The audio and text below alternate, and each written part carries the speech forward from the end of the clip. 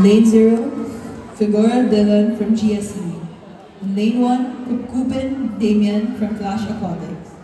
In lane 2, Sabat Maximilian from Celebrity Rapids. In lane 3, Pablo Marcos from AHSC. In lane 4, Atienza Kion from SSSC.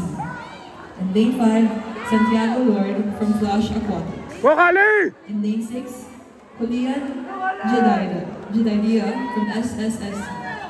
In lane 7, Makasay Nathaniel from CM Riptide. In lane 8, Toshan Zev from CM Riptide.